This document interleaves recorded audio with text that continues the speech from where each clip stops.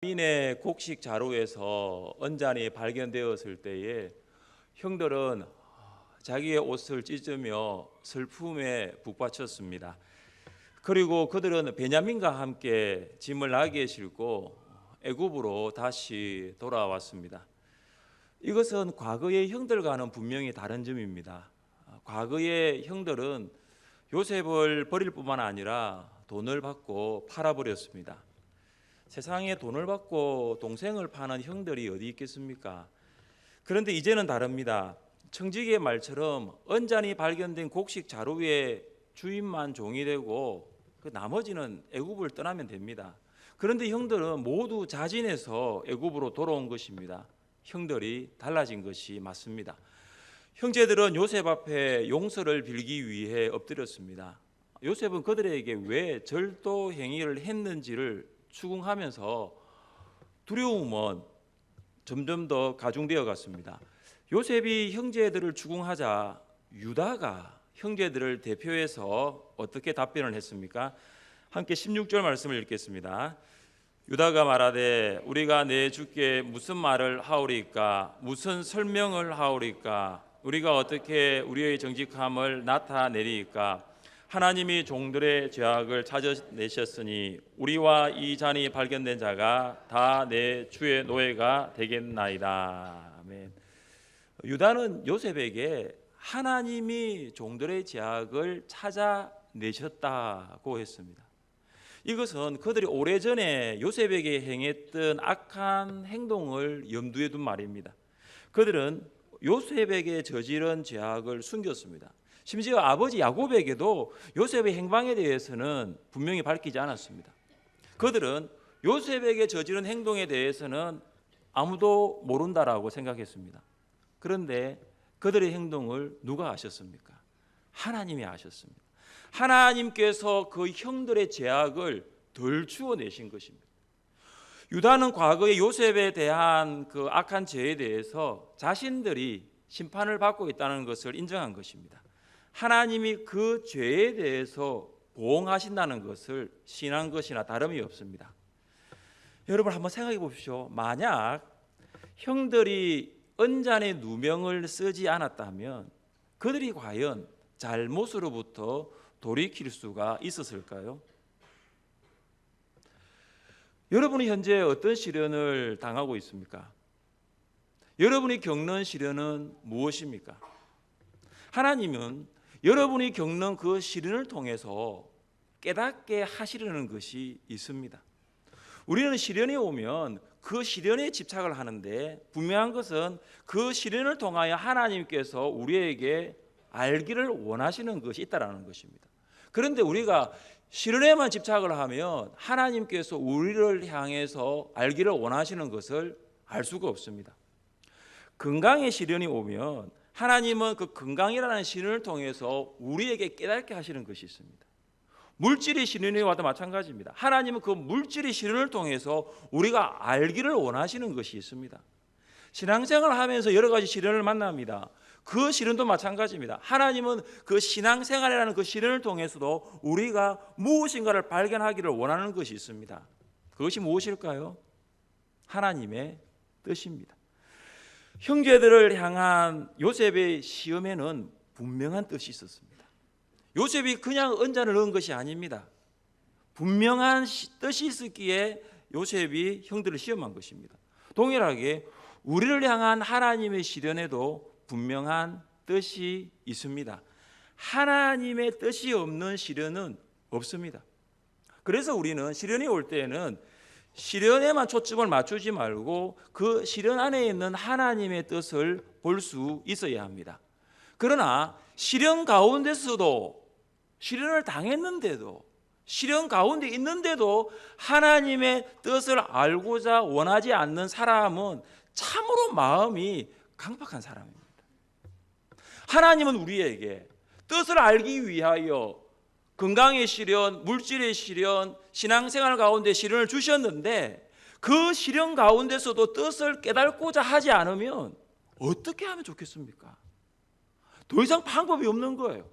이제는 이 시련을 통해서 좀 하나님의 뜻을 알았으면 좋겠는데 그 시련 가운데서도 전혀 하나님의 마음을 알고자 하는, 하나님의 뜻에는 전혀 관심이 없다면 더 이상 무엇을 하겠습니까? 우리가 시련을 통해서 하나님의 뜻을 깨닫게 되었을 때 우리가 가장 먼저 해야 될 일은 회개입니다. 하나님은 시련을 통해서 우리의 마음이 먼저 달라지기를 원하십니다. 하나님은 더 이상 동일한 죄를 반복하며 범하는 그 행동이 달라지기를 또한 원하십니다.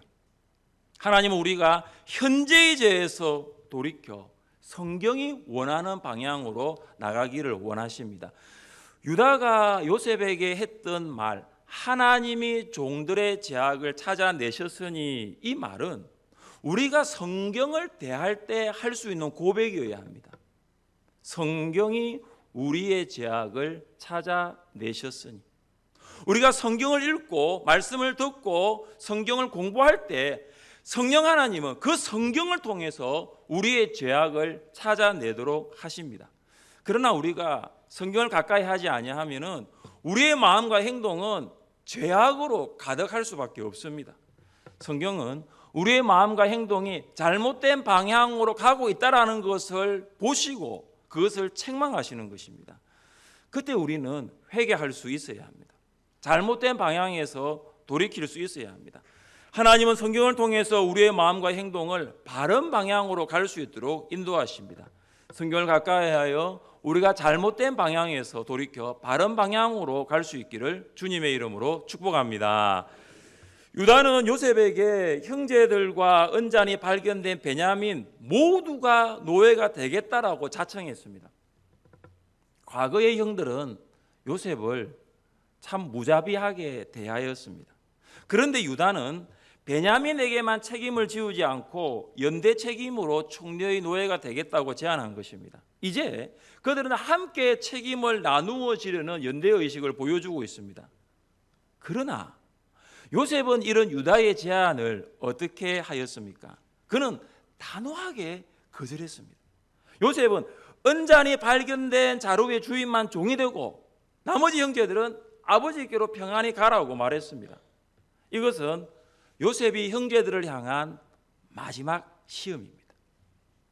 청지기의 말이 아니라 애굽 총리가 나머지 형제들은 가라고 명령했습니다. 요셉의 이런 제의는 형제들에게는 큰 유혹이 되었을 것입니다. 왜냐하면 지금 형제들은 모두 아내와 자녀를 둔 한 가정의 가장들입니다. 여기에서 어떻게 선택하느냐에 따라서 평생을 가족들과 헤어져 애굽 땅에서 노예로 살아갈 위기에 놓여 있기 때문입니다. 요셉은 은잔이 발견된 자루의 주인만 남고 나머지 형제들은 돌아가라는 제의를 했을 때 과연 형들이 어떻게 반응할까 무척이나 궁금했을 것입니다. 형제들이 과거처럼 행동할 것인지 아니면 과거와는 다른 변화된 행동을 할 것인지 기다렸습니다. 요셉은 자신이 겪었던 비슷한 상황을 내 막내 동생, 내 동생 베냐민이 겪을 것인지 알고 싶었던 것입니다. 여기에서 베냐민을 위한 유다의 중재가 시작됩니다. 본문 18절부터 마지막 34절까지 내용입니다. 유다는 거의 바로와 같은 지위에 있는 총리를 두려워할 수 있지만 용기를 내어서 말을 합니다. 유다의 중재는 크게 두 부분으로 나뉩니다. 첫 번째 부분은 지금까지의 일을 회고하는 내용입니다. 또한 두 번째 내용은 구체적으로 간청하는 내용입니다. 먼저 유다는 지난날부터 지금까지의 일들을 회고하였습니다. 유다는 다른 이야기를 하지 않습니다. 오직 동생 베냐민에게만 지금 초점을 맞추고 있습니다.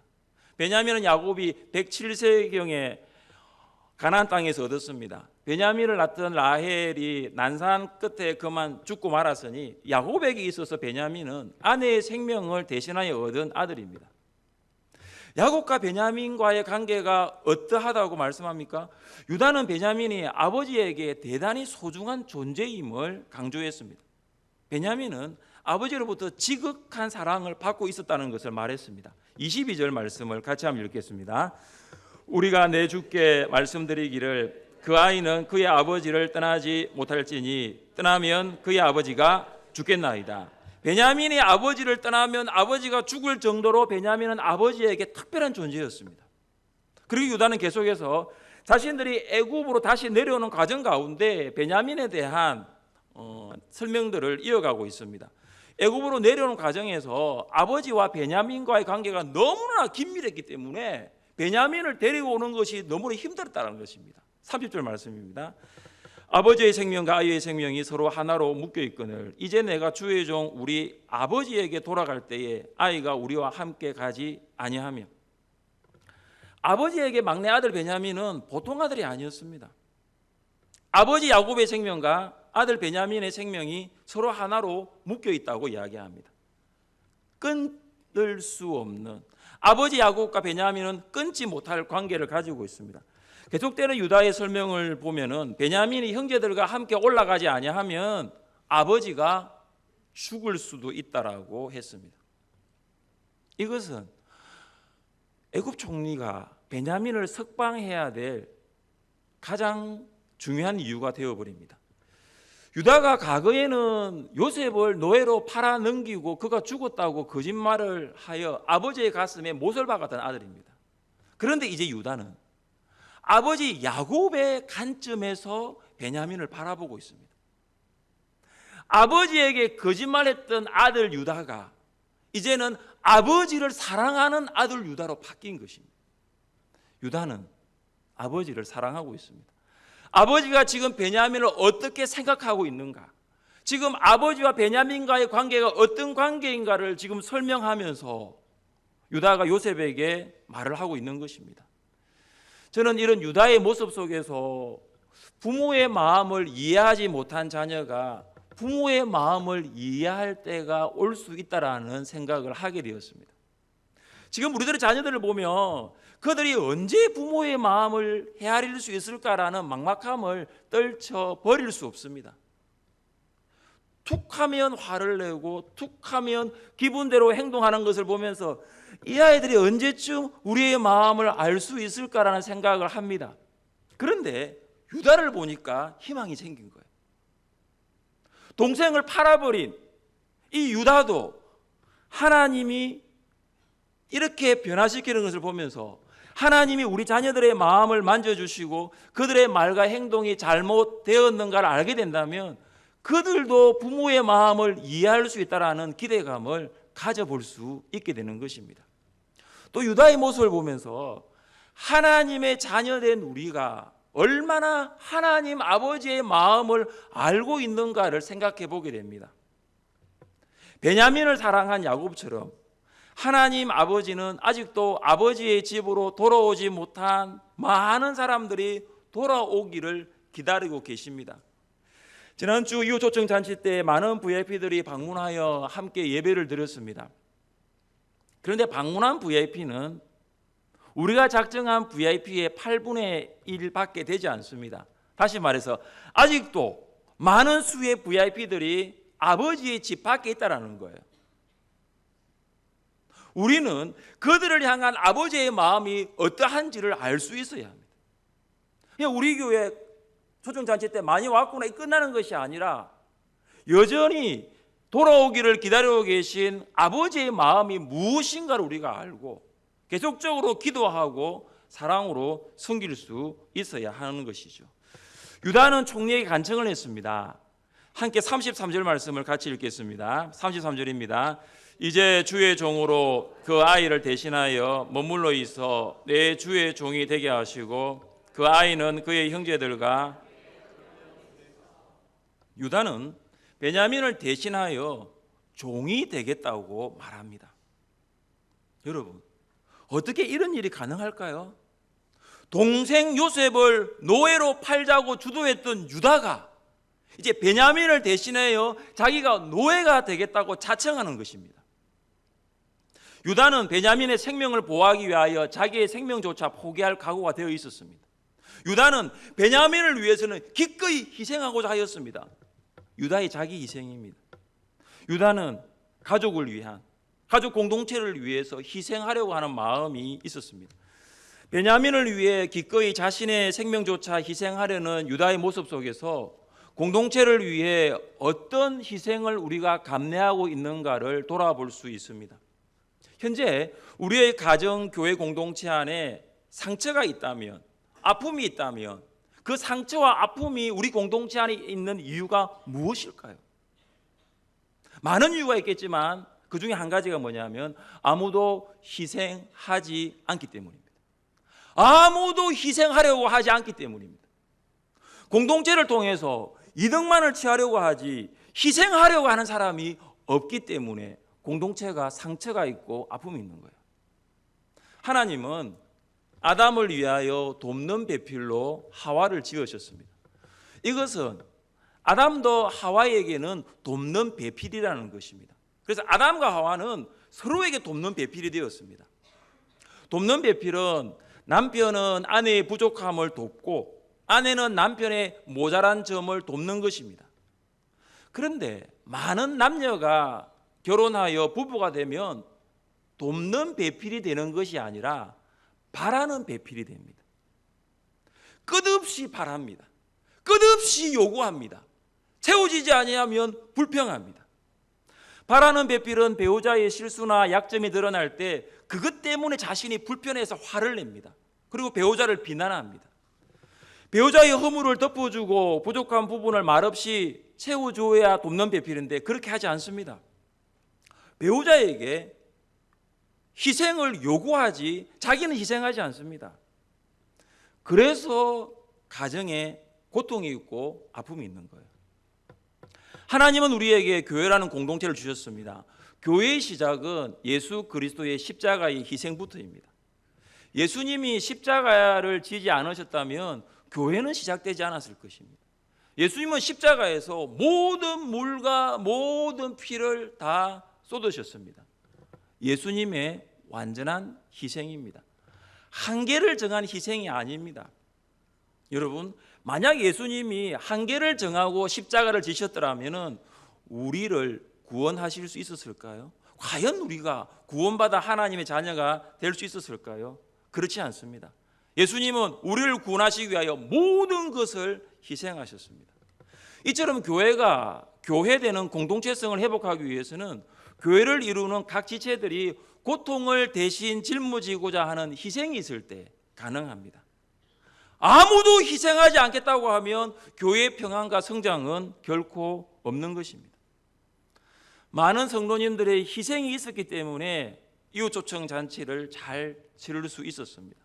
아무도 희생하지 않겠다고 하면 이웃초청 잔치와 같은 전도 행사뿐만 아니라 교회는 교회로서의 공동체성을 결코 유지할 수가 없습니다. 그러나 우리 교회의 교회 공동체성을 회복하기 위하여 희생하는 성도님들이 많이 계셔서 감사합니다. 동생 베냐민을 대신하여 노예가 되겠다고 자청한 유다의 모습 속에서 우리는 그리스도께서 우리를 위하여 대속의 고난을 당하신 것을 생각할 수 있습니다. 예수님이 우리를 위하여 십자가에 돌아가지 않으셨다면 우리는 결코 구원을 얻을 수가 없었습니다. 유다는 아버지를 사랑했습니다. 유다는 아버지의 마음을 읽고 그 아버지의 마음을 이해했습니다. 나아가 유다는 동생 베냐민을 사랑했습니다. 이것이 바로 하나님이 이스라엘의 아들들에게 원하셨던 마음이에요. 이것이 바로 요셉이 형들을 시험하여 얻고자 했던 마음입니다. 사랑은 낙심한 사람의 마음을 움직이고 변화될 것 같지 않은 사람을 변화시키는 능력이 있어요. 사랑은 실패한 사람을 살리고 주저앉은 공동체를 회복시키는 힘이 있는 거예요. 유다가 그런 사람이었습니다. 그는 더 이상 아버지의 마음을 아프게 한 아들이 아니라 아버지를 사랑하는 아들이 되었습니다. 유다는 더 이상 동생을 버린 형이 아니라 동생을 위해서는 자신의 생명까지 희생하고자 하는 형이 된 것입니다. 아버지와 동생을 향한 유다의 사랑이 저와 여러분에게도 있으시기를 바랍니다. 그것이 바로 우리를 구원한 예수님의 사랑이고 하나님의 사랑입니다. 찬양하겠습니다.